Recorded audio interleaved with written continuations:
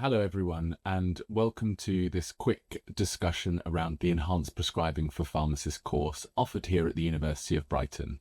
So it is a 6-month programme, which is 30 credits at level 7, which is master's level.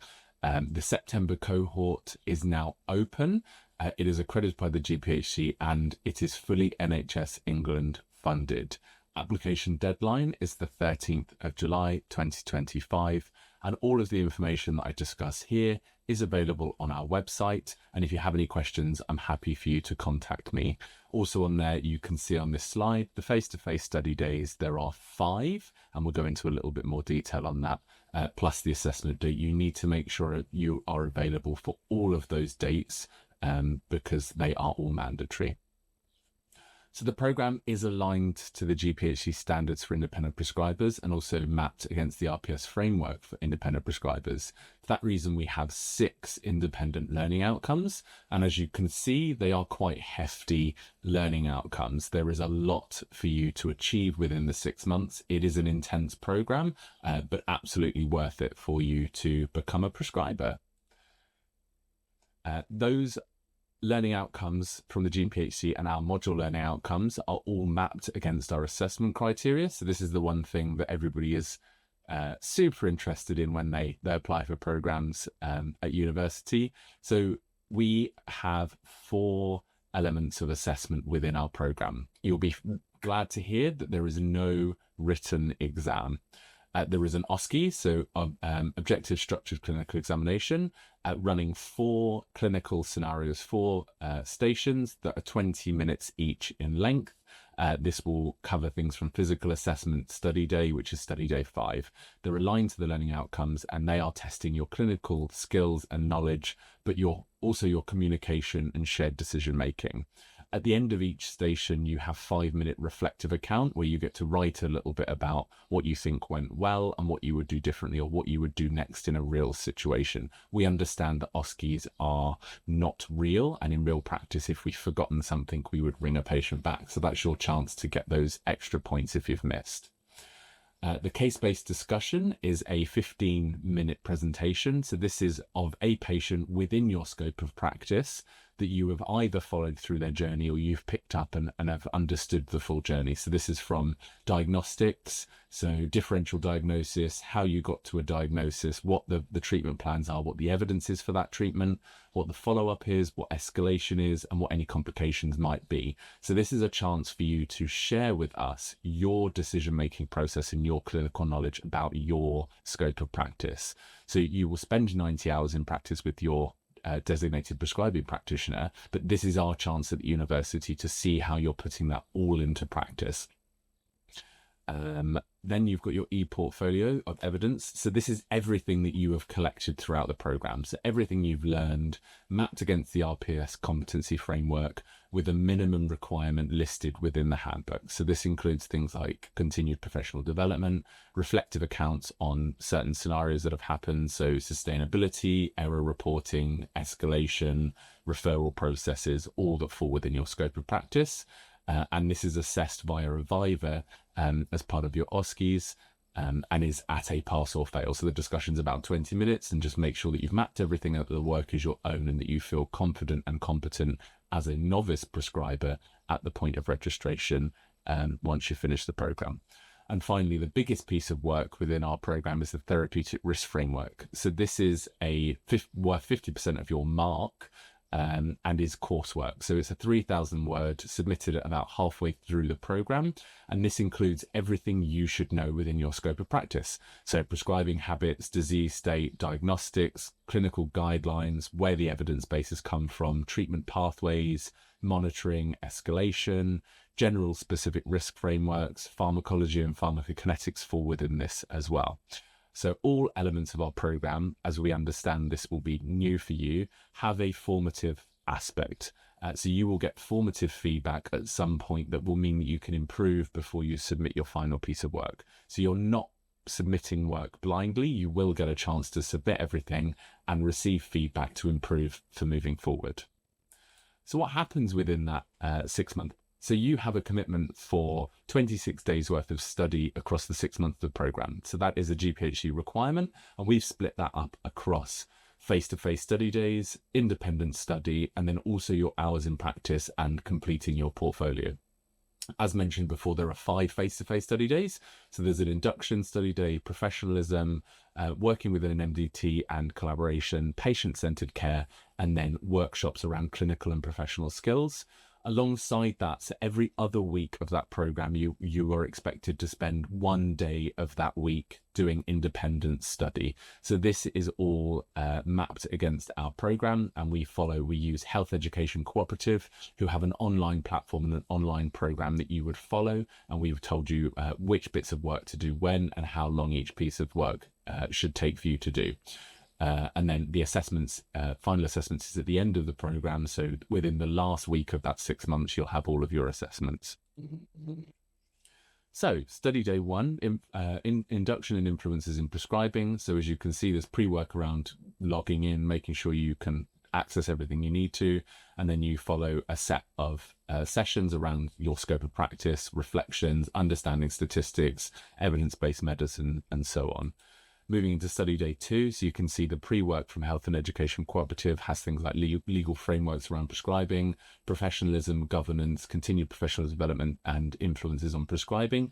And then the sessions that you will have during the day are workshop style. So we're not following a didactic teaching. We stand there, teach you something, and you sit and make notes. It's all about collaborative working within your group with your peers, bringing your experiences from practice and making it make sense within the framework of prescribing. So we're all competent pharmacists. How do we move and transition into that world of becoming a prescriber? So all of the sessions on the face-to-face study days are bringing your experience in, and the pre-work is kind of preloading you with what we might be talking about in each of those sessions. So you need to come caffeinated to make sure that you can contribute to each of the sessions as we move through. It makes it more fun for everyone.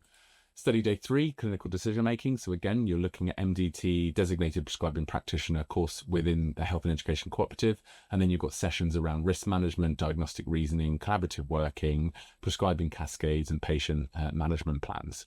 Study day 4 is looking at patient partnership and the right to choose. So this is all around how you embed shared decision making. How do you think about adherence? How are we addressing health inequalities and equitable access to healthcare? Thinking about vulnerable adults and children, and also disease prevention, global health.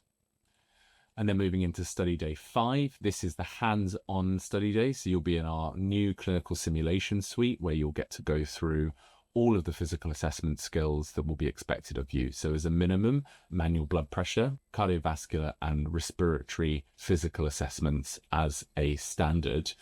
And you'll get to hear all of those sounds on our SimMan suite, and then also on each other to make sure that you can follow a consultation structure, get consent, chaperone, etc.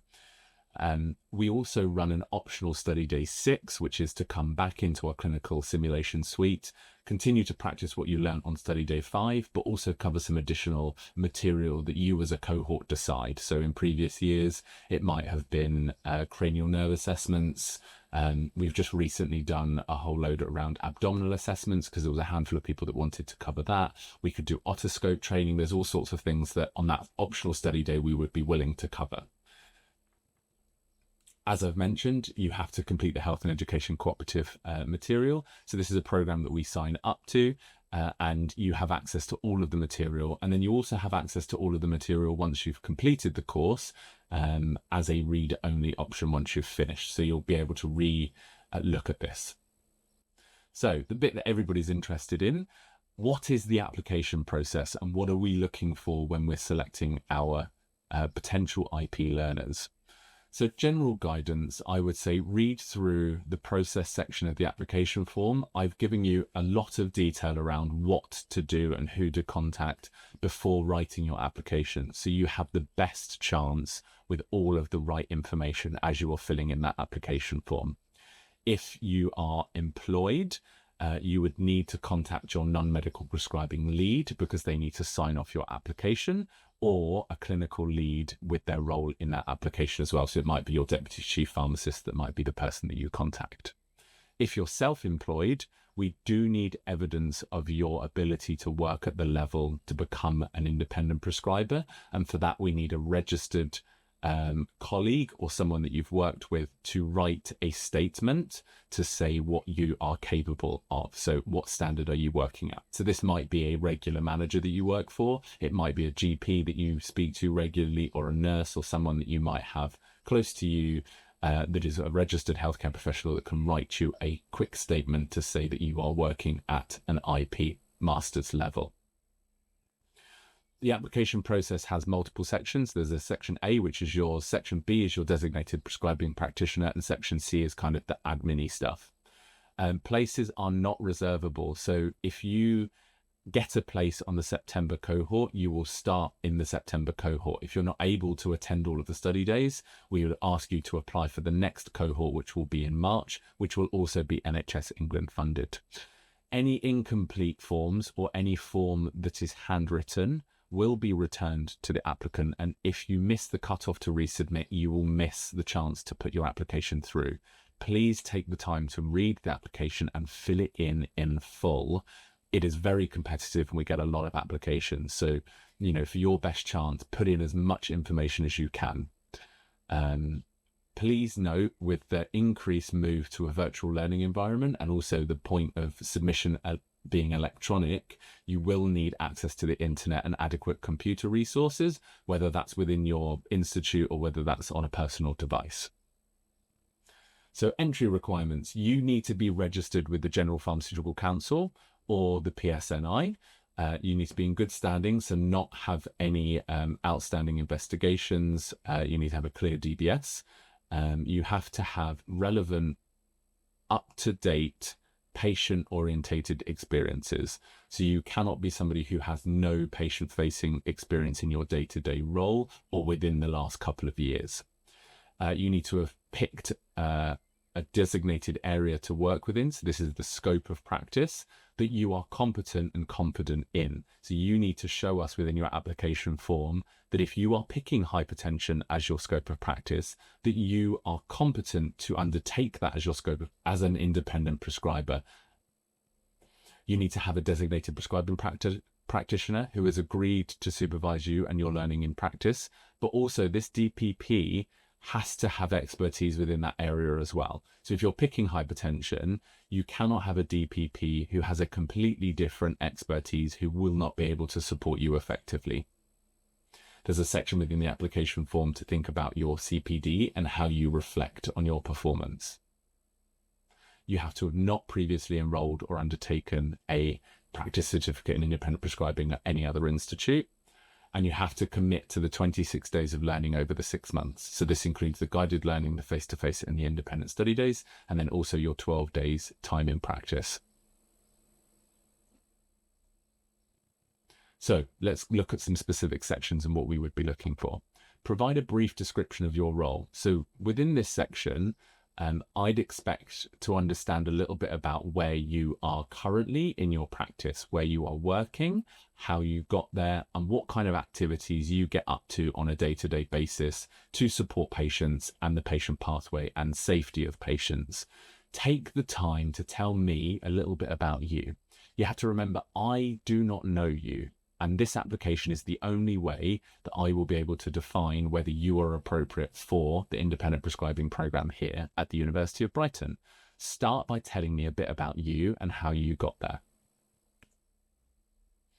The supporting statement is the chance for you to show me your understanding of what it is to be a prescriber. So here, please include what you hope to achieve from completing the prescribing program and how you plan to use it. Why is that important to you? Why at this point in your career do you want to become an independent prescriber? Writing that every student now will be coming out as independent prescriber ready is not enough. I expect you to tell me how you are looking to improve patient outcomes or improve patient pathways through the use of independent prescribing. This is a chance for you to show me that you understand the gaps in your provision and how you look to fill those gaps being an independent prescriber. And this might be theoretical at this point. This might be what you would like to do once you're an independent prescriber but can't currently. Or what would be nicer is if this section is, I'm working with a local GP, or I currently work in this area, and these are the things that are stopping me from supporting patients further, where independent prescriber would come in. So there's a clear need for you to become an independent prescriber, and there's a clear gap that is likely to be filled with you being an independent prescriber. Within this section, so details about your appropriate level of patient-oriented experience, this should probably be the biggest section in your application form. There's a lot for you to tell me within this section. What is your patient-facing experience within the last 6 months? Do you understand clinical prescribing practices? Do you understand about intervention and medicines optimization? And how do you work within a multidisciplinary team to support prescribing? So this section is you telling me, what do you know, why you should be a prescriber, and what within your scope of practice that you've picked is your expertise. So again, I'll stick with hypertension, but if you've got hypertension and lipid management as your scope of practice, tell me what you already know about that and how you've supported patients so far. How are you showing me that the next level for you is independent prescribing? When, you know, if you're picking something that you know nothing about, well, actually, maybe you need to go back and learn more about that area before you're coming to me to say, I want to be an independent prescriber in that area. What makes a really good section here is someone who has outlined their daily practices or the responsibilities within their role, and then chosen to discuss a specific example of a way they have supported a patient or a group of patients. Make sure to include details of how and why, and how you monitor to make sure this was an improvement, and what your next step. Excellent applications. Then discuss how having that prescribing would have further improved the consultation or intervention, and then explain how they would look to support that patient group moving forward when they are a prescriber. So there's different levels of how you fill this in. Tell me a little bit about your knowledge and your patient-facing experience. Level 2 is give us an example of how that is implemented, how you've implemented that to a patient group or to a specific patient, and how that's improved. And the third level is, how would I make that even better if I was a prescriber? What could I do to support that patient further if I was an independent prescriber? Then you've got your intended scope of practice. So this should be as detailed as it can be. If you are overly vague, you're not giving me enough information, nor can we justify that your DPP is appropriate. So we would expect you to have had a conversation with your DPP, decided a scope of practice that is relevant to the DPP's area of expertise, and also you have a good knowledge base of, and then give us details. Make sure you're adding in there what MDT members would be supporting you as well, and link the assessment of appropriateness to your DPP and your learning environment. So we will be speaking to every DPP. If you have put that your scope of practice is upper respiratory tract infections, but in reality your DPP's expertise is endocrinology, those things do not match, and therefore you are unlikely to get your DPP signed off to support you through the program. So make sure they align before you get to this stage.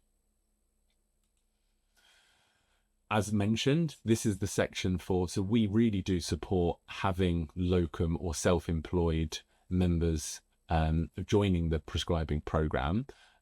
What we want to see within this section is that you are locuming or you are self-employed, but you are also working within a specific area.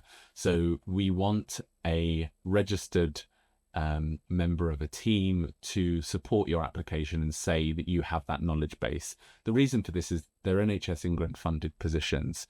The funding for this program is that you will be using your independent prescribing to support the local need of where you are working, and therefore having an application with a good self-employed reference is going to put you higher up in the pile. So take this as a section to say, how am I linking into my local area? How am I working somewhere regularly, for example, and have access to people who can write me a reference to say, yes, I think this pharmacist is working at the level to become an independent prescriber.